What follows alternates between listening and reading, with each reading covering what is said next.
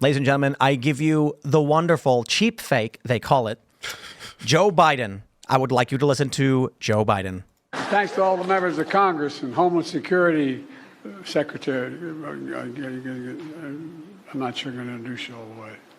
Thanks to all the members of Congress and Homeland Security. One more time. Secretary. I'm not sure I'm going to introduce you all the way. Oh, Jesus. One more time. Let's try. Homeland Security Secretary. I'm not sure I'm going to introduce you all. What is this? I'm not gonna. I feel like I got stuck in that with him. I'm not sure gonna. Real quick, because we want to make sure the full context is available. I will play a longer version of it. Yeah, you and your cheap fake. He was actually nailing it. You just made him look bad. Here we go. Cheap fake.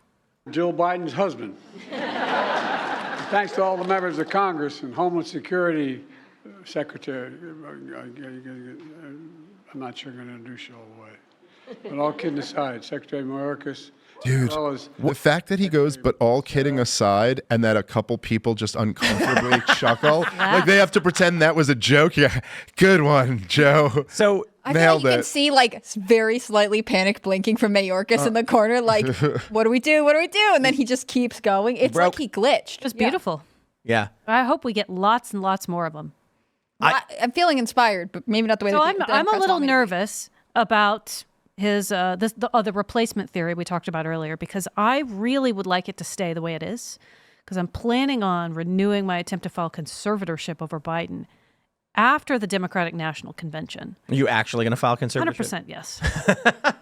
We are going to really wreck the Biden campaign and be serious chaos agents. You see what happened when they freed Britney? You want another Britney on your hands? Yes. Turn over Joe Biden to me. Free Biden. You know, Matt Walsh was gloating over this because he was saying, like, all these people are screaming free Britney, and he's like, the woman's clearly sick.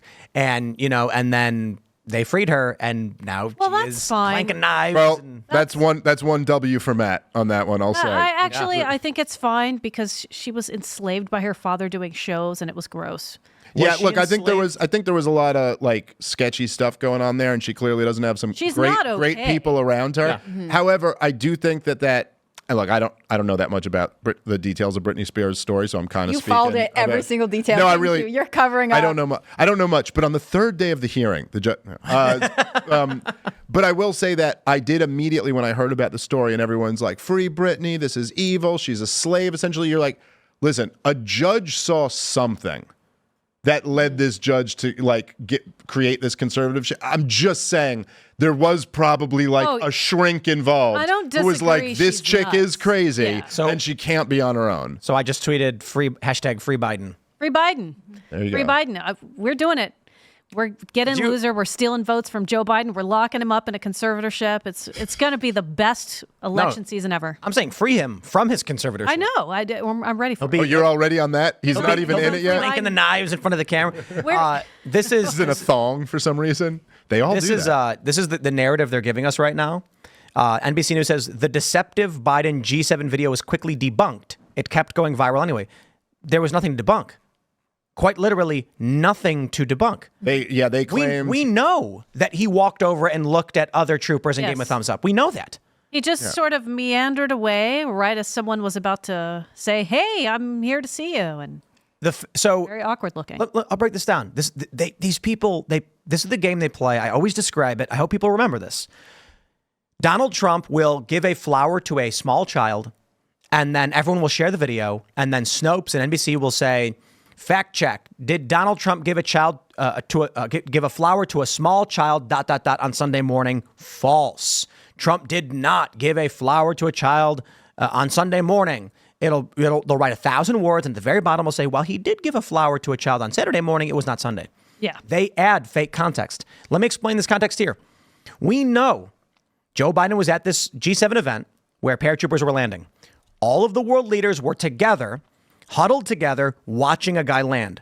For seemingly no reason, Biden spins around and then walks away from the group in a shuffling, meandering, confused kind of way. I'm not saying he was literally, he looks a little lost. And the other world leaders immediately start looking at each other and then start moving towards him. And then the Italian prime minister grabs him to pull him back. And we were like, what is he doing? Mm-hmm. He's supposed to be here with the other world leaders paying attention to the presentation. and he wanders off Yes. to give a thumbs up to some other guys. Now what they're doing is they're claiming that our claim was that he was doing nothing, that he just walked away for no reason. And now we've debunked that because there were people there. And we're like, no, we know there were people there.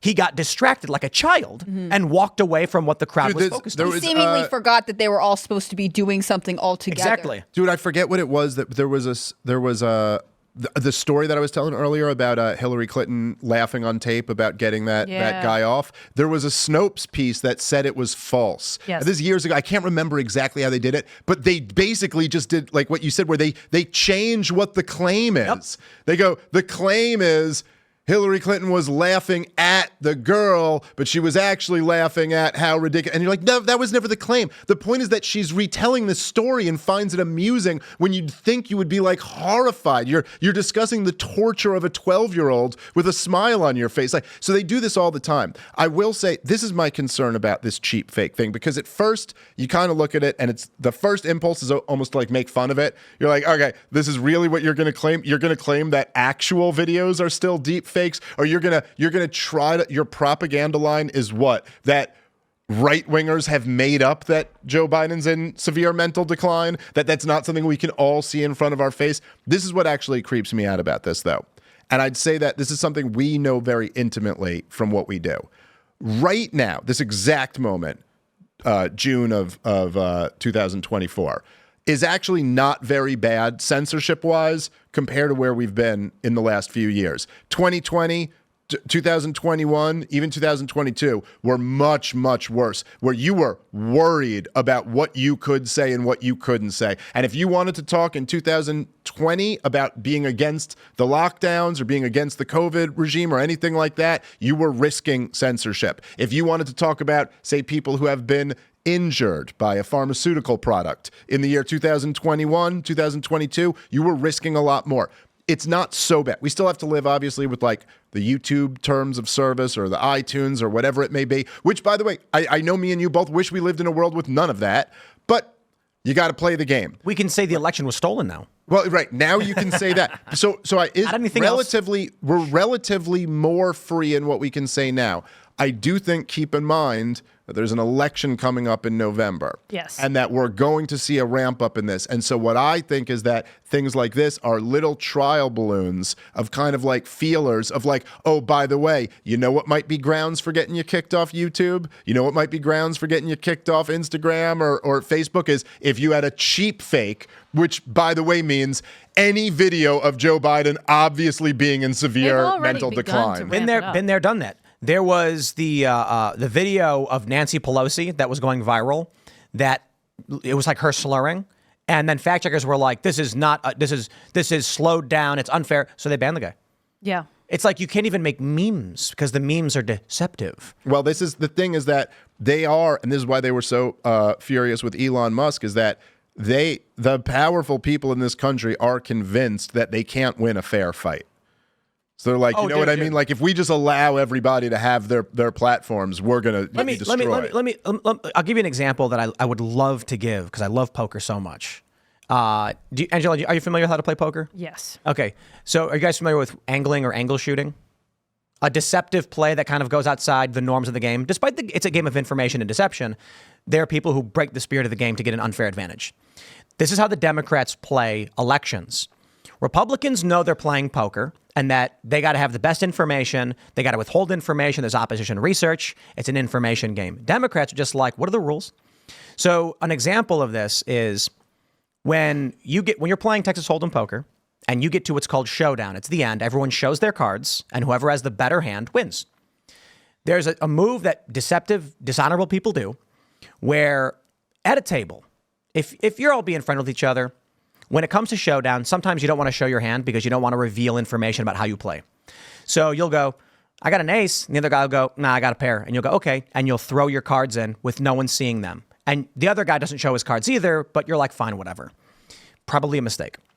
I was at a table once where two guys were betting. They bet big. And then one guy says, I got a straight. It's a good hand, a straight. 1, 2, 3, 4, 5. The other guy goes, all right, and throws his cards into the muck. The guy then flips over his cards and goes, psych, almost. And the other guy goes, wait, what? I won. And he goes, too bad, kid. Learned a lesson and took all the money. And they said, you threw your cards away. And he was like, but I thought he was telling me, he said he had a straight. And they were like, did he show you a straight? He's like, It's like technically not against the rules, but it's totally against the spirit of everybody the game. was like, bro. That's really funny. And he was like, that's the game. He's like, and he started laughing and he shovels all the money over. This is how Democrats run elections.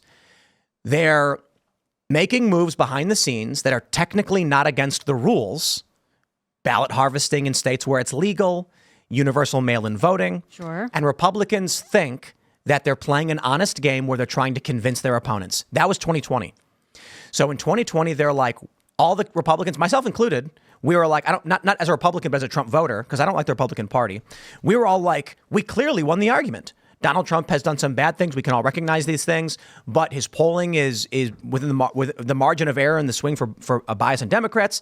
The Moody's analytics, the pandemic made things a little unsure, but certainly he's won the argument. In fact, he gained more voters. He won the bellwether counties, but Biden still won somehow because Democrats were playing a totally different game where they were like, we don't have to, quote unquote, cheat. We just have to play the game that is dishonorable. And that's what they do. Well, I will be playing a very different game in 2024. Thanks for watching this clip from Timcast IRL. Make sure to check out the live show Monday through Friday at 8 p.m. on this channel. Subscribe and we'll see you all there.